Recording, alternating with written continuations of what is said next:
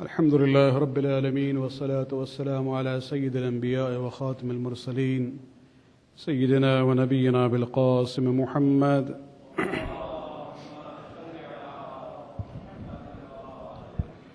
وعلى أهل بيته الطيبين الطاهرين المعصومين واللعنة الدائمة الباقية على أعدائهم من الآن إلى قيام يوم الدين. أما بعد, brothers and sisters in Iman, Salamun Alaikum.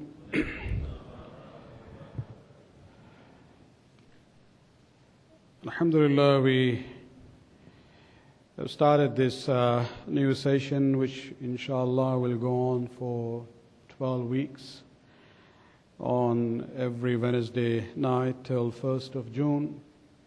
This year, for this session, we have selected Tafseer as our theme. And in Tafseer also, I selected Surah number 48, which is known as Suratul Fath, the victory.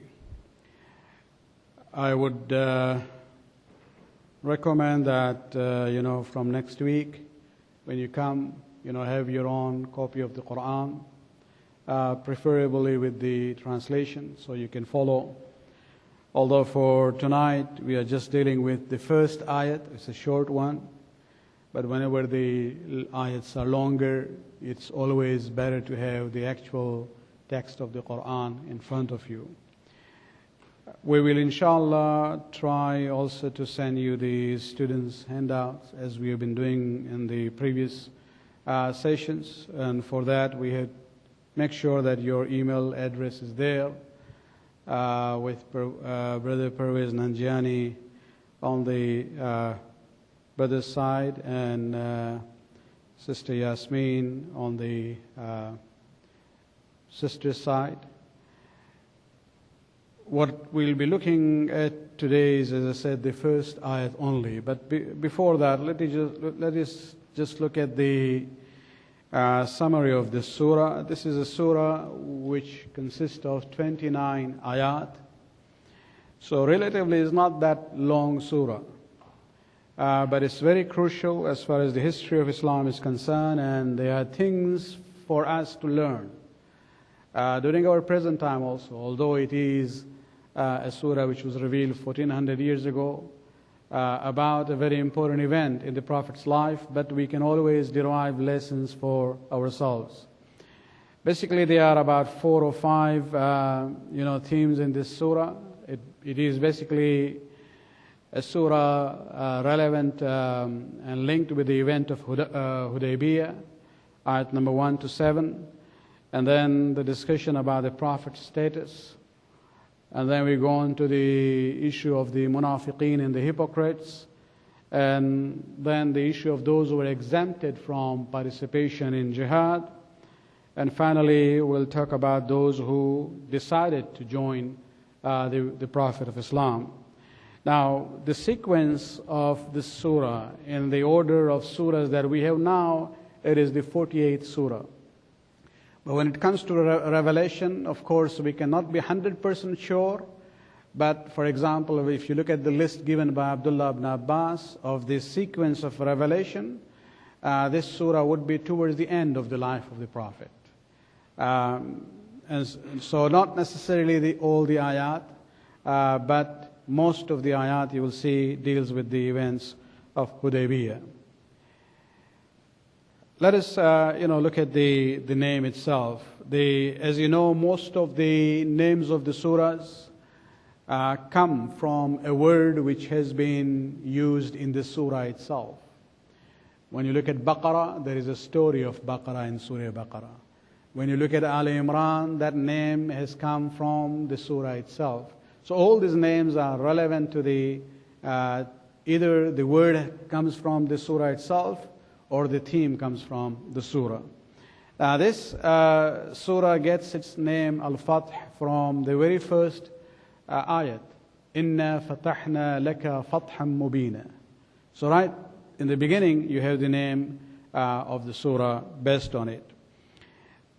When we look at the word Fath, which means victory here, and this is where the issue comes up. Which victory does it refer to? Among the Mufassirin, although they give two or three options there, but the prevailing view, which seems to be, according to the context of the surah, it is a victory which Allah has described in form of the Hudaybiyah peace treaty. Sulh Hudaybiyah has been described by the Prophet as a victory. The other options given by some of the Mufassirin is Fath Makkah. They say it refers to the conquest of Makkah. Well, Fath Makkah is actually a conclusion of what happened in Sulh Hudaybiyah. And some of them say this refers to Khaybar, but when you look at the context, it is actually relevant to the peace treaty that the Prophet signed between the Muslims and the Mushrikeen of Makkah. Now, in order to understand this surah, this is what we'll be doing tonight. We have to understand what is Hudaybiyah, what is the Sulh Hudaybiyah, why did it happen, and what was it? What were the implications? And because there are many other ayats which will come in this surah, in order to understand them fully, we have to understand this historical background. So what I would like to do tonight is basically go to the historical part of it, that what is this event and how did it happen and what happened there. And so that will be the main theme for our discussion tonight. I know many of you know history, you have studied it, but in order to understand these ayat more fully, you need to cover all aspects of it in one setting. Now, what is Hudaybiyah? What happened there? We know that the city of Mecca has its own importance in Islamic faith. It was important among the Arabs even before Islam. It was considered to be a sanctuary for them. Kaaba was considered to be the house of God. The problem was that they had filled it with the idols. But they still believed that, this is a house built by Prophet Ibrahim. So we see the common issue between the Mushrikeen and the Muslims as far as the importance of the Kaaba is concerned. To the extent that when the Prophet migrated from Mecca to Medina, when he was in Mecca, he used to face Jerusalem as his Qibla. But when he came to Medina, in the second year, the Qibla changes from Jerusalem towards Mecca. And so, of course, it was also the birthplace of the Prophet. And so he always had this desire and, the longing to go back to visit Baytullah, the Kaaba in Mecca. Allah subhanahu wa ta'ala then showed him a dream where he saw that he is actually doing tawaf of the Kaaba. And this is actually the beginning of what happened as far as Hudaybiyah is concerned. And so the other element, besides the city of Mecca, the common value between the Mushrikeen of Mecca, the idol worshippers, and the Muslims, was this tradition which existed before about sanctity of the 4 months. There were 4 months, even in the pre-Islamic era, which were considered to be sacred. The months of Haram. Haram means holy. And this 4 months basically were the months where warfare and initiating war was not allowed. So you have the month of Rajab, the month of Zul-Qa'dah, the month of Zul-Hijjah, and the month of Muharram. These are the 4 months which were considered to be sacred months in the Jahiliyyah era. And it was so important, even for the Mushrikeen, that if the murder of a person comes in Mecca on those 4 months, they will not dare touch that person.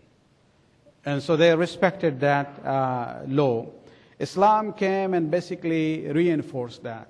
And there's an ayat of Qur'an where Allah subhanahu wa ta'ala in Surah Baqarah, ayat number 194, He mentions about this.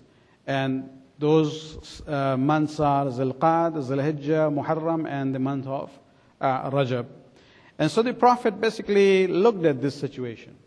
His desire to go and visit Mecca, the law of the sanctity of the 4 months, which even the Mushrikeen apparently respected, And so he decided to go for Umrah in the 6th year of the Hijrah, in the month of Zul Qa'dah. And he did not go alone. He basically announced to the Muslims and even non-Muslim tribes around Medina that if they want to come, because they also believed in concept of Hajj in a way, and sanctity of the Kaaba. And so the people who joined him, the numbers that we have is from 1,400, which is the most common figure given.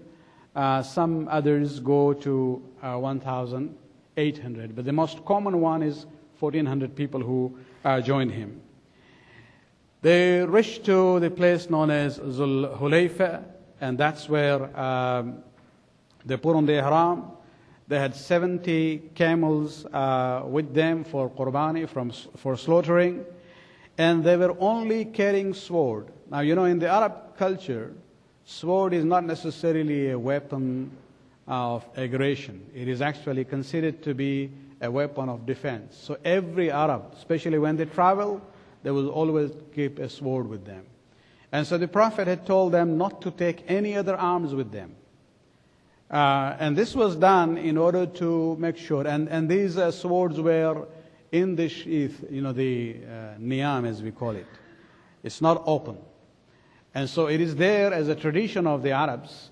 But it also signifies that the Prophet has not come with the intention of war or aggression. And so the Prophet, we see that what he is doing is everything which indicates his peaceful intentions. And I think during this time when we hear so much that the Prophet is a warmonger and he was a person of violence, this event becomes very important for us to see that how he went out of his way in order to promote peace in the Arabian Peninsula. The Meccans, when they found out that the Prophet is coming with 1,400 or 1,800 people, they became concerned because they were still enemies. They had already fought so many times in this last 6 years. And so they had their own council. The leaders got together and they made a pledge that they are not going to allow the Prophet to enter the city of Mecca, at least in this trip, whatever his intentions would be. Not only that, they basically made a pledge, a qasam on their own gods, which is binding according to their own sharia, that you cannot violate that qasam.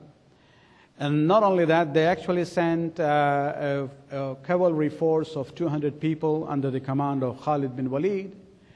And when the Prophet, came to know about it, of course, the Prophet was careful. He didn't just travel like that. He had a advanced guard traveling ahead of the caravan just to see if everything is okay before they proceed further. So he was informed that there is a cavalry force under Khalid bin Walid waiting for them. And so the Prophet ordered them to divert their route, go through some isolated, path. And that's where Khalid was forced to retreat back to Mecca to be there in case the Prophet makes a surprise attack. This is what they were thinking. The Prophet then reached to Hudaybiyah, which is, I think many of you know, when you travel from Jeddah to Mecca, it's right there in between. It's 20 kilometers away from Mecca. And that's where the Prophet decided to camp. And this would give him the opportunity to let the people of Mecca know that his intentions are not for war, he has come for peace. There was also a problem that when the Prophet asked them to camp in Hudaybiyah, first of all, this was done by the command of Allah. His camel stopped moving further. People said, maybe your camel is tired, you need to change that and get another animal. And the Prophet said, no, Allah has ordered it to stop here. It is an indication that we have to camp here. Then they said, but there is no water around. And the Prophet said, take my asa, go and find a place where water would have been there before and just hit it with that. And this was the signs of mu'jiza at that time. and the water came, gushing forth. The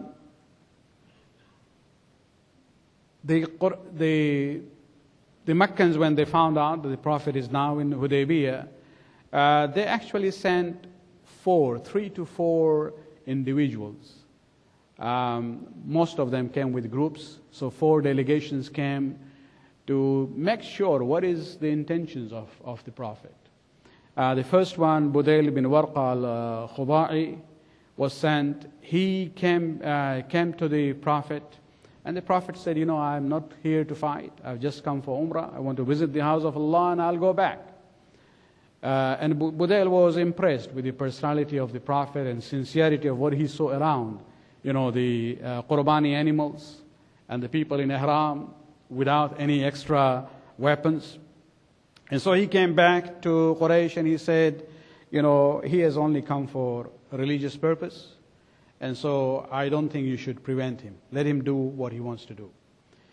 They actually became angry. They said, it seems you have been, you changed sides, gone with him. So he was, insulted by them. Then they found somebody else, a more harsh person from the Bedouins by the name of Al-Hulays bin Alqama, who was head of a tribe which were very well known for their expertise in archery. He went there, and the Prophet, when he found out that Al-Hulays is coming, the Prophet said, this person has a good heart. He's not a vicious person. Just let him, come from the area where we have our camels. And when he looked at the camels and he looked at the ihram of the people, he did not even feel it is any more necessary to sit down with the Prophet. He just went back without even talking with the Prophet. For him, what he saw visually was sufficient that they have come for peaceful intention. There is no war intention here. Again, the people, the leaders of Quraysh belittled him, and they said, you are a Bedouin, you are not civilized, you don't know how to look at, understand things. Because they actually had this very vicious view about the Prophet.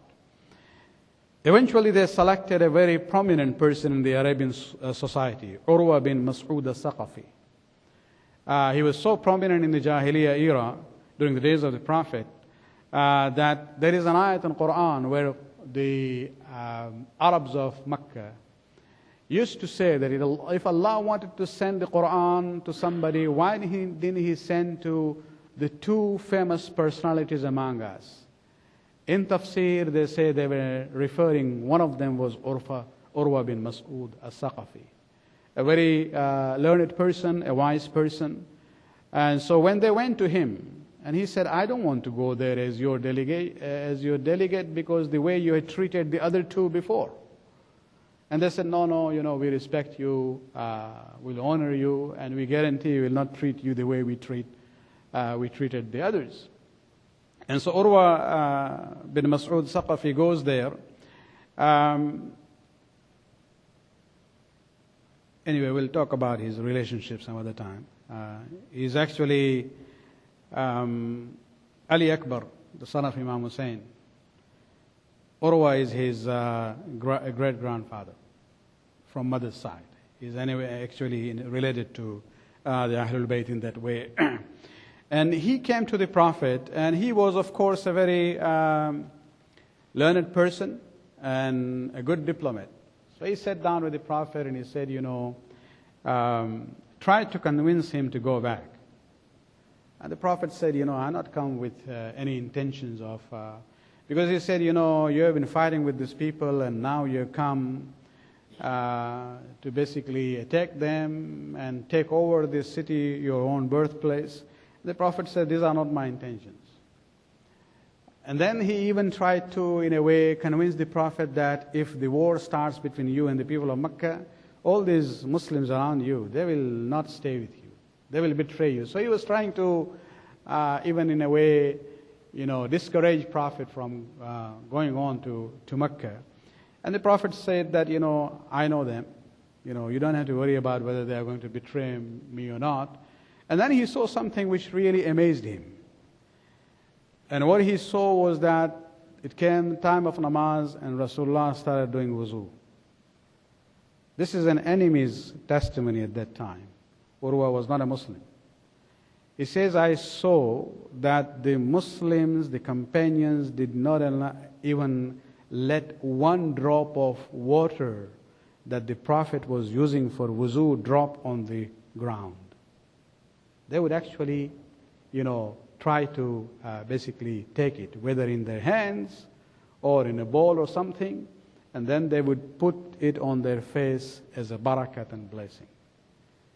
And the Prophet did not say this is shirk and bid'ah and haram. This is history. And so when we talk about even these issues these days, we are told, oh, he was just a prophet and that's all. He brought the message. There was nothing special about him. No, it was very special about him. That even the wuzu that he used to do, the drops coming from his face or hand after the wuzu was considered to be barakat. And the Prophet never, prohibited that at all. And so he comes back to the Quraysh, and the report he gave was very interesting. It's the same line. He says, O men of Quraysh, I have visited the courts of Kasra and Qaisar and Najashi. Kasra was the emperor of Persia. Qaisar was the emperor of Rome. And Najashi was the king of Egypt. And he says, of Abyssinia. And he said, I've gone to all these places. I've seen the kings themselves. And by God, I have never seen a king attaching himself to his people as Muhammad does. The way he is close to them and they are close to him. And then he narrates what he saw. He says his companions love him and honor him and revere him so much that they save the water with which he performs his ablution, and they carefully lift every hair that falls off his body. And they will never allow any hand to fall on him. Therefore judge, then accordingly. And so be careful, don't think he's alone. He has very loyal followers. And so this is what you have to keep in mind when you deal with him. There was a absence, Prophet heard nothing from them. And he thought maybe his message of peace and good intentions is not being conveyed to the leaders of Quraysh properly. So he decided now to take the initiative himself. This is 3 to 4 delegates have come from Quraysh. Now the Prophet says, I will send somebody there, to talk to them. And this is where, he sends first Khirash al-Khudai. This fellow, when he went there, basically the Khalid bin Walid's people, they basically harassed him and they even killed his camel. And he felt threatened, he came back. So we already see aggression is from that side. It's not from the side of the Prophet. And it's international convention that when a messenger comes even from the enemy, you have to respect them. You do not harm them. Then the Prophet said, okay, let us select somebody who has not killed any one of the Quraysh in previous battles. This is a very interesting criteria. He said, I don't want to send somebody from my family, Ali or Zubayr or others, because they have killed many people from Quraysh. And if they go there, they will really hate them. So he started looking around for somebody who has not killed anyone from Quraysh. And his eyes fall on Umar ibn Khattab. So he said, you go and convey my message. And he said, no, they don't like me at all. Send somebody who would be close to them. And my tribe, nobody now lives in Mecca, and so I wouldn't have any protection if something happens to me. And he himself now points towards Osman, and he says, Osman is from Banu Umayyah. Abu Sufyan is the leader of Mecca. He is also a Banu Umayyah. He has his tribe there, so, you send him. And the Prophet said, okay, we'll send Osman bin Affan. This is important because all the major battles have been fought before, and this is the Prophet's criteria of who will go now, somebody who has not killed anyone from Quraysh. Usman goes to Mecca. He got somebody along the way who basically supported him, that I take the guarantee of protection of your life, by the name of Aban bin Sayyid bin al-As. And he went and he met the leaders of Quraysh. Now they had a problem. They said, okay, even if we believe in the intentions of your prophet, we have done this qasam. We have made this, pledge with our gods that we will not allow him this time.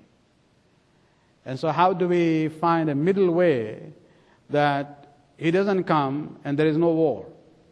Because that seemed to be the only two options. So let's look for something. And this is where we see that, they asked Usman to stay so that they can think about it more. But then the delay in his return created anxiety in Hudaybiyah. And somebody started this rumor that Usman has been killed by mushrikeen. And this is where the Prophet thought it's important to get the renewal of the bay'at from Muslims, that they will stay with him, whatever would be the outcome of the negotiations. And this is where he went and sat under the tree which was in that area. And all the Muslims there came to him and pledged their bay'at to him that they will be steadfast till the last moment of their life. They will die for him and not betray him. And this is very important because there is an ayat about it which Allah talks about it in Sura Fath later on. And so it's important to keep this. This is known as Bay'atul Ridwan. And there are many, many implications about it. And how do we understand it? Inshallah, when the ayat comes, we will talk more about it. But soon, Usman appeared unharmed. He came back. And he came back with one of the representatives of Quraysh by the name of Suhail bin Amr. He was now assigned. And they had actually given him the authority to negotiate with the Prophet with one condition, that under no circumstances will the Prophet come to Makkah this year. That was something which could not be acceptable to them at all. And this fellow's Sahal bin Amr was known for his eloquence. He was a very good orator in Mecca. He was actually known as Khatib Makkah, or the Khatib of Quraysh. So he was, in a way, a learned person, an eloquent person. And he came with Usman to the Prophet, and the negotiations started. It became very lengthy between the Prophet and him. Eventually they agreed to certain terms. And the time came to basically write down the agreement. And this is where we see the peaceful nature of the Prophet of Islam, sallallahu alayhi wa alihi wa sallam.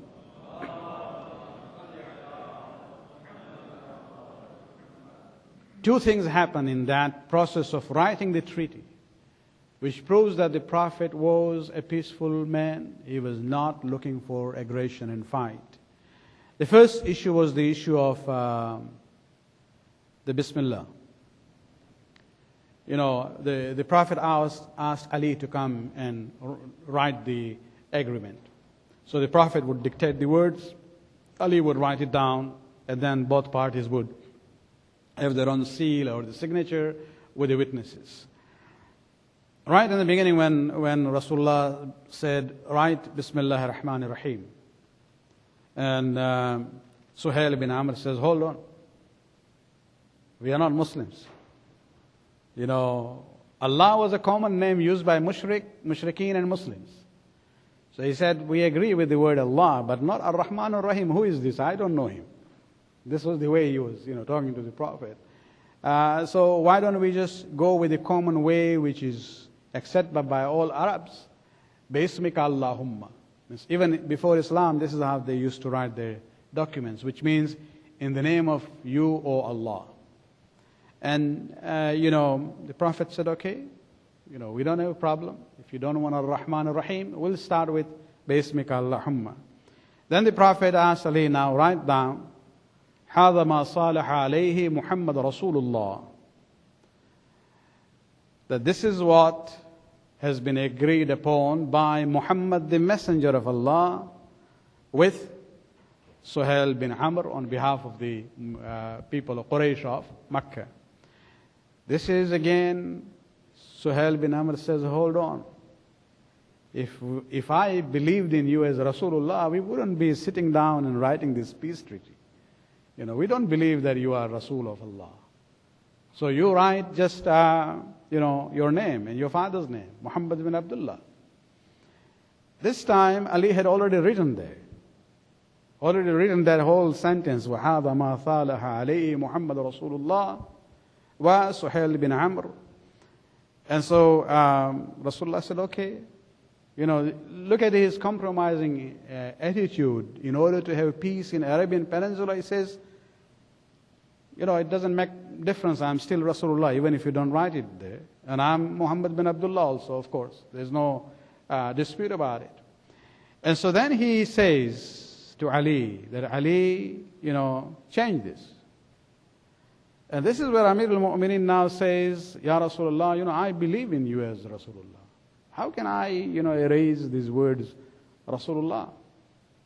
And the Prophet then, now we have two narrations here from history.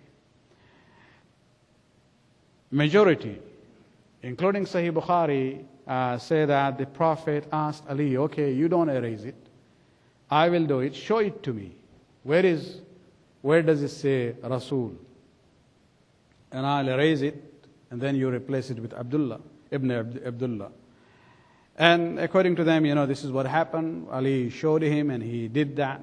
He erased Rasul. According to others who do not believe that the Prophet was illiterate, rather he knew and understood. And this time you have Sahih Muslim with that group. Sahih Bukhari is on the other side. But Sahih Muslim is the one who says that the Prophet himself, without asking Ali to show me, he himself just looked at it and erased where it says Rasulullah. So he could, read at that time. Maulana Shibli Nomani, one of the famous Sunni biographers of the Prophet in the Indian subcontinent, he tries to explain that the riwayat from Sahih Muslim. He says, even an illiterate person, when he looks at his name again and again, he knows. He can't read, but he knows, well, this is my name. So probably that's how the Prophet, without even asking Ali, just erased where it says Rasulullah. But this was his way of, trying to support his own view that the Prophet could not read or write. Anyway, that's a controversial issue. We'll talk about it some other time. Now, but the question comes up here, and this is where Shibli Nu'mani shows his colors. He says, sometimes people who are so obedient of Rasulullah, out of their emotions, disobey him. Now he's trying to, tarnish the image of Ali, that Ali disobeyed by not erasing where it says Muhammad Rasulullah. And the response to that is actually, and the reason why he's doing it, we'll talk about it later on. They always want to balance the situation between Ali and others. And, the issue is that it's not me and you who's sitting here 1400 years after the event making judgment about what Ali did was wrong or right. I think we should look at the reaction of the Prophet. How did the Prophet take that refusal by Ali, if we put it this way? That he said, I believe in you as Rasulullah, and how can I erase the words Rasulullah here about you? If you see, the Prophet did not show any displeasure or anger or disapproval of what Ali had done.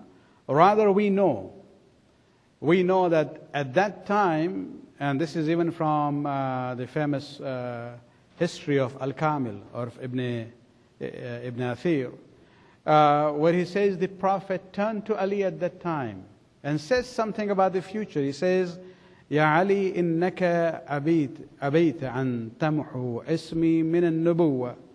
O Ali, you refused to erase the title of nubuwwat from my name. فَوَالَّذِي بَعَثَنِي بِالْحَقِّ نَبِيًّا. I swear by the Lord who has raised me as a Nabi, that a time will come when the children of these people, with whom I am signing a treaty, will put you in a same situation. And what happened? In the Siffin, the inconclusive, battle there, where Ali was in a way forced to sign this treaty with Muawiyah. There also, Amir al-Mu'minin, when he sat down and he was dictating the terms, he says, write down, هذا ما صالح عليه علي أمير المؤمنين, with Muawiyah and his people. And Amr ibn As says, if we believed in you as Amir al-Mu'minin, we would not be sitting here and making this peace treaty with you. We would just go with Ali bin Abi Talib. That's where Ali, remembered those words of Rasulullah in Surah Hudaybiyah, and that's where he says that the Prophet was absolutely right in what he said. My situation and his situation is exactly the same. The difference is that there it was the fathers, and here's I'm dealing with the sons. They are all from Banu Umayyah, Abu Sufyan on that side, Muawiyah on the other side. And so when we look at this remark, the Prophet himself never took this response of Ali in any negative shape or form at all. And so, Maulana Shibli Nomali absolutely is away from the truth in trying to tarnish the image of Amir al-Mu'minin in this case. Salawat alayhi wa sallam.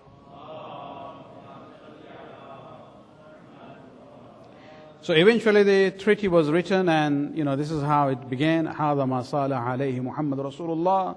It was changed to هذا ما صالح عليه محمد bin Abdullah. The terms of the treaty. Let's go very quick through it. Number one, the Muslims should return to Medina this year without performing Umrah. This was non-negotiable as far as the Quraysh were concerned. And the Prophet, this is again his peaceful nature, said, okay, we'll agree.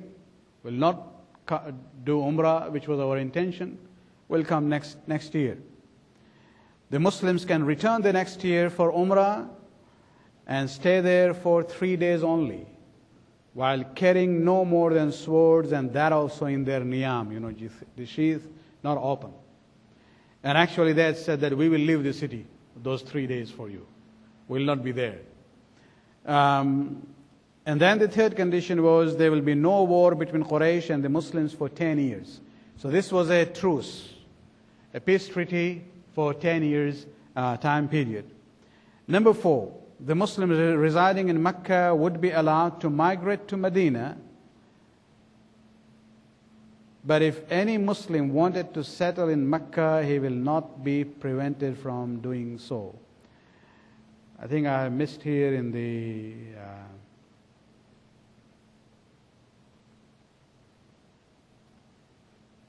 okay. The Muslim residing in Mecca would be allowed to migrate to Medina, but if any Muslim wanted to settle in Mecca, he will not be prevented to do so. So they will be, both cities will now be open for one another. But then, now we come to the difficult the condition. Any mushrik or Muslim of Mecca migrating to Medina without the permission of his tribe should be returned to Mecca. So if there is a Muslim, in Mecca, he wants to migrate and go to Medina, and if his parents or the tribe people say, no, you can't go, and he runs away and goes to Medina, the Muslims are forced to send him back to Mecca. But what about the other way around? But if a Muslim of Medina wants to go back to Mecca without permission, he will not be sent back to Medina. Now this was a very difficult situation, but Suhail bin Amr was not nudging at all on this issue, and the Prophet agreed.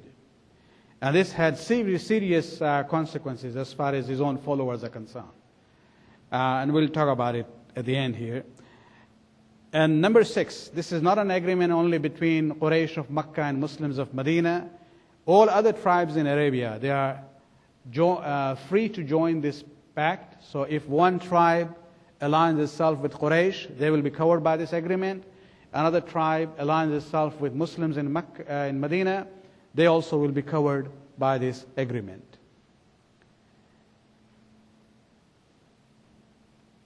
The agreement was signed.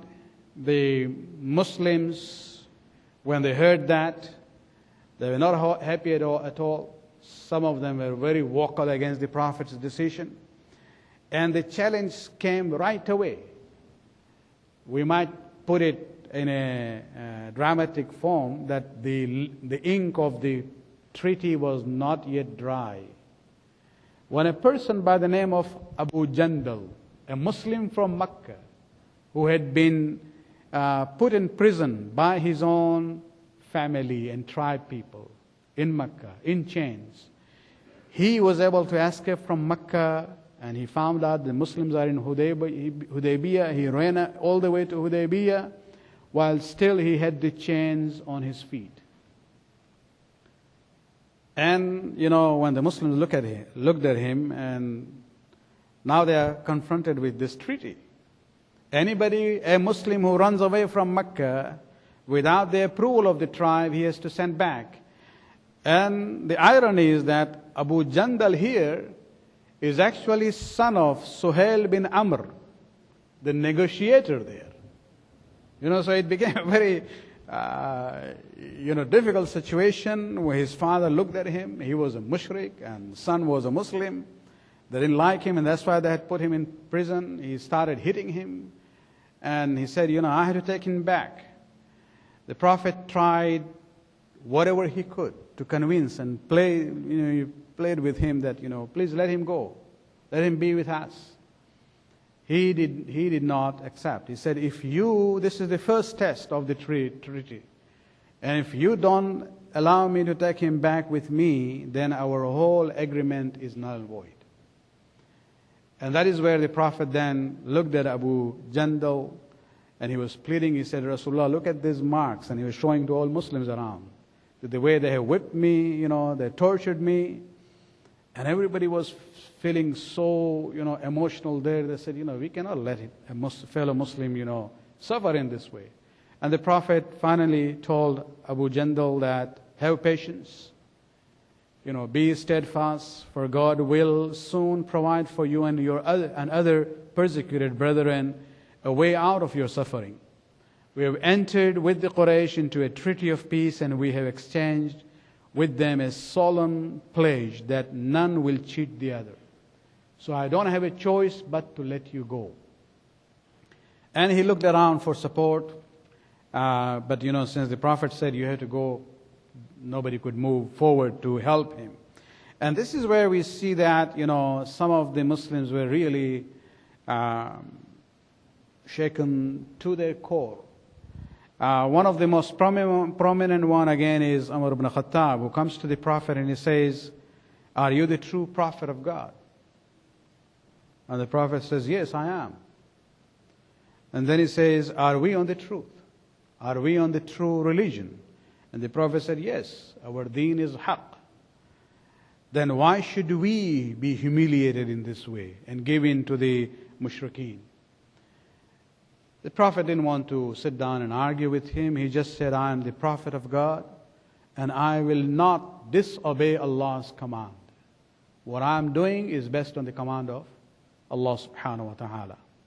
So then he says, but you said that we are going to do the tawaf of the Kaaba, and we are coming back without doing tawaf. And the Prophet said, I told you we will do the tawaf of the Kaaba, but I didn't say this year.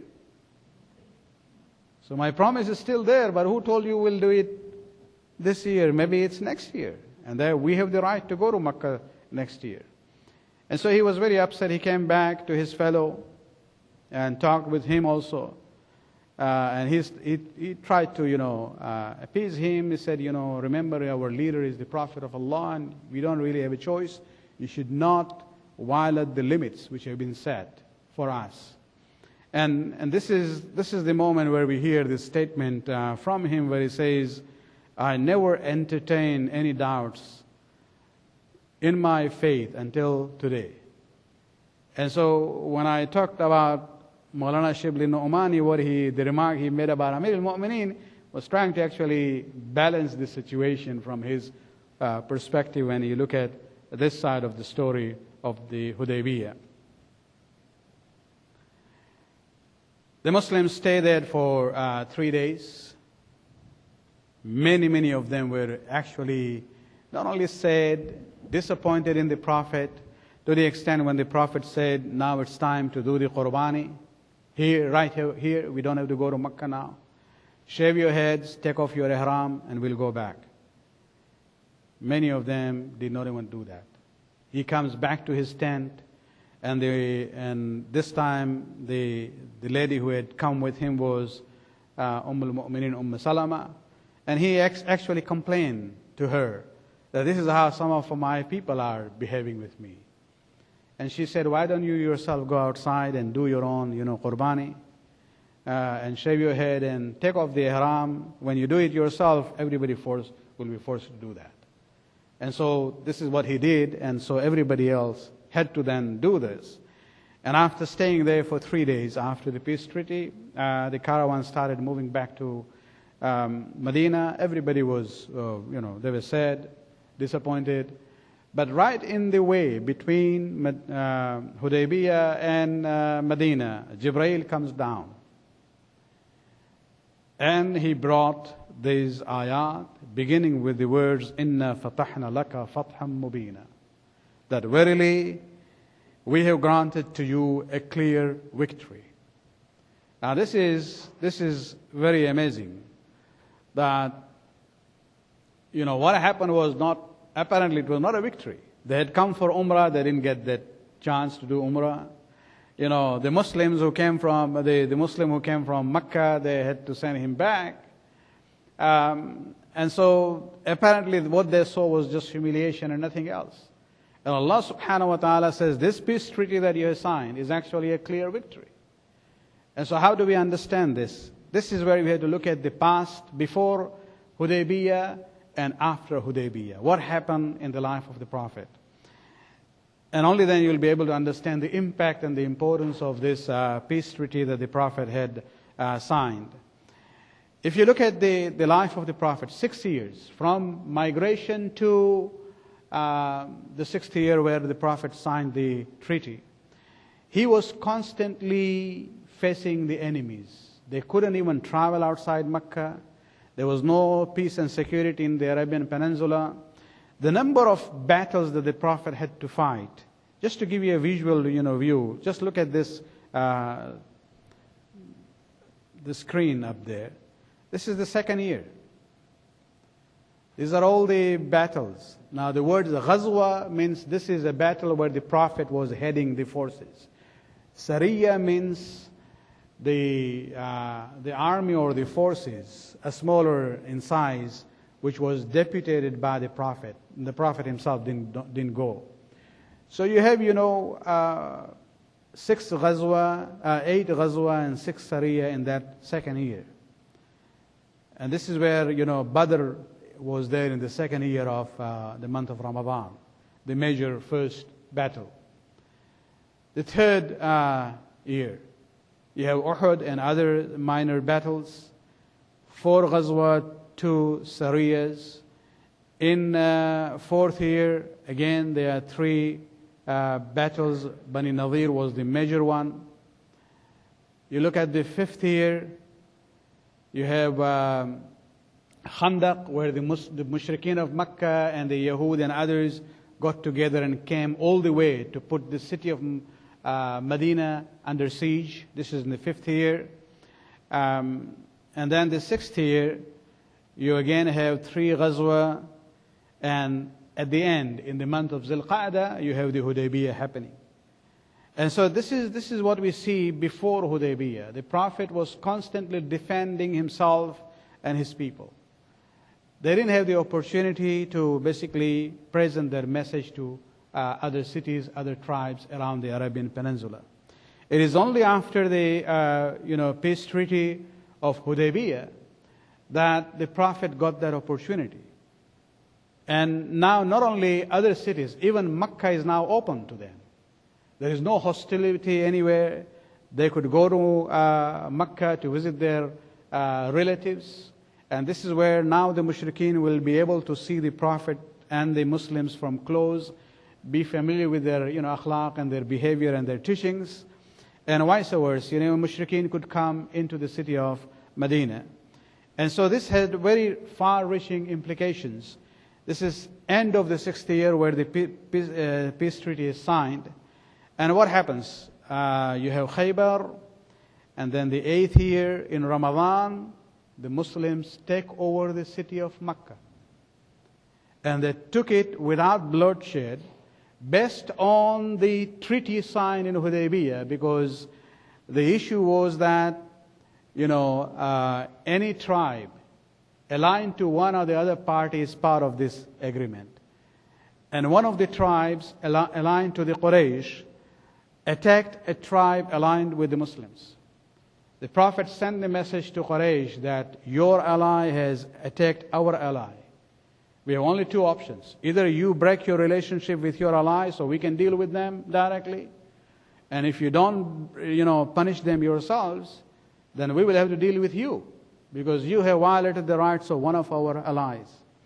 They said, we don't agree with any of the two options. We don't really care about it. They didn't realize that Muhammad is no more, weak like before. And he said, well, then you don't give me a choice but to deal with you directly. And that's where he approaches Mecca with his force in such a way that they were so much, overpowered that they did not even dare defend. And the city of Mecca came into the hands of the Muslims just, without any bloodshed. So you have Zil-Qa'dah, 6th year, Zil-Qa'dah of the 7th year, and then Ramadan of the 8th year, you have Mecca in the hands of the Muslims. And so when the Prophet says, Inna fatahna laka fatham mubina, when Allah says to the Prophet, it was indeed a major victory. And this is also the time where the Prophet was able to bring other tribes into the fold of Islam by propagation, not by war. To the extent that when we look at the 9th year is known as Amul Wufud, the year of delegations. So many delegations were coming to the city of Medina to basically express their loyalty to the Prophet and accept the Islamic faith. And so indeed the peace treaty of Hudaybiyah was the foundation of the victory of Islam and the Prophet of Islam. And this is where we see that Allah subhanahu wa ta'ala looks at a peace treaty, a sulh, and He declares that to be Fath Mubin. So everything is changing, even the way we look at it. This is not giving in to the mushrikeen. This was actually the foundation of eventual victory. It might seem that the Prophet gave in initially, but eventually he is the victorious party in this agreement. Let me now just conclude here the benefits of this treaty. The Muslims of Medina and the Quraysh of Mecca could not visit one another's city. Now Muslims could travel to Mecca without any fear. The Muslims of Mecca were not to be harassed. This was one of the conditions, that the Muslims living in Mecca will not be harassed. They will be allowed to practice their faith. The Muslims could not travel outside Medina without the fear of being harassed or attacked or killed by the Quraysh. And so no serious propagation could be done. After the treaty, this became possible. This is the first time that the Quraysh acknowledged the Prophet as an equal leader. Before that, they just considered it to be a rebel, a renegade, an outcast. We have to deal with him and kill him. But now they accepted him on an equal level by signing the peace treaty. And they also accepted Medina and the Muslim state of Medina to be equal to Mecca. The Meccan leaders realized that the Prophet was not a warmonger, because when they sat down with him, at least on a personal level, they would have looked at him in a different way, as opposed to the propaganda which was out there about the Prophet all the time. And those who accompanied the Prophet in Hudaybiyah, their number was 1,400 only. But just less than 2 years after that, when the Prophet goes to Mecca now to take it over, he goes with 10,000 well-equipped force. And that's, you see the difference in even the numbers and strength of the Muslim Ummah at that time. And so, when we look at this first ayat, إِنَّا فَتَحْنَا لَكَ فَتْحًا مُبِينًا, it was indeed, this peace treaty was a obvious victory from Allah subhanahu wa ta'ala to the Prophet and through him for the Muslims in general. We'll have 5 minutes if you have any questions on this. Yes?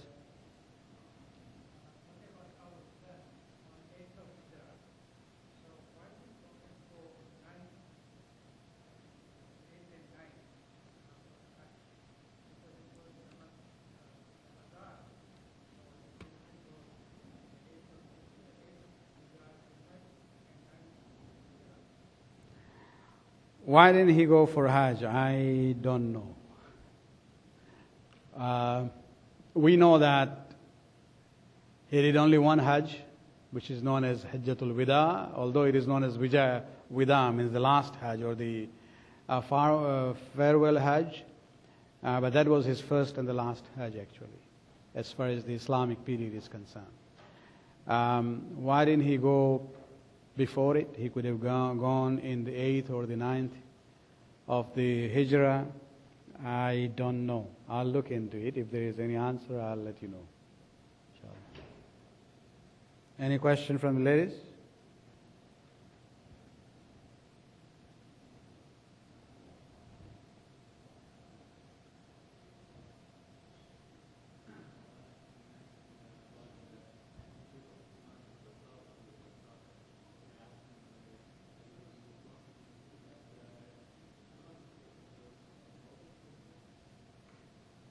You mean physically?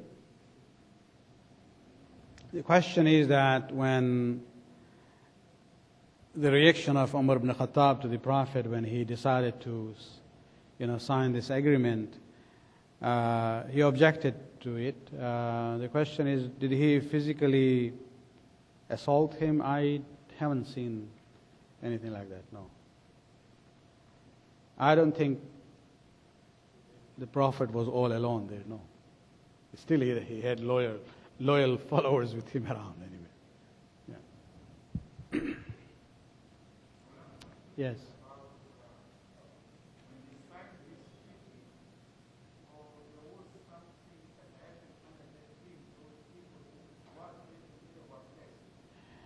As I said, this is before when Osman was still in Mecca and he was delayed from coming, and there was rumors that he has been killed. And so now there's a lot of anxiety and, what do we do? We can't just let this happen. We have to then fight with the mushrikeen if they don't allow us to go to Mecca. That's where the Prophet sat under that tree and asked the Muslims to renew their bay'at. So this is before the treaty, not after it.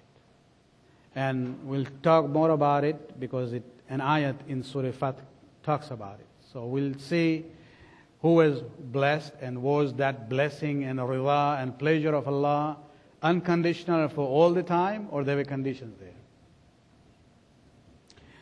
Let's conclude with a short dua. ربنا آتنا في الدنيا حسنة وفي الآخرة حسنة وقنا عذاب النار برحمتك يا أرحم الراحمين بحق محمد وآله الطاهرين. Brothers and sisters, also let us remember the Shias of Bahrain. They are really going through a very critical stage in their current history. The Western forces have supported the masses in Egypt and Libya, but when it comes to Bahrain, their attitude is completely opposite. Just because the victim happens to be Shia at this time. And so, we'll talk more about it on Friday khutbah, but Let us recite Amma Yujib at this moment for them and their success. اللهم صل على محمد وآل محمد بسم الله الرحمن الرحيم أمن يجيب المضطر إذا دعاه ويكشف السوء أمن يجيب المضطر إذا دعاه ويكشف السوء أمن يجيب المضطر إذا دعاه ويكشف السوء أمن يجيب المضطر إذا دعاه ويكشف السوء أمن يجيب المضطر إذا دعاه ويكشف السوء اللهم صل على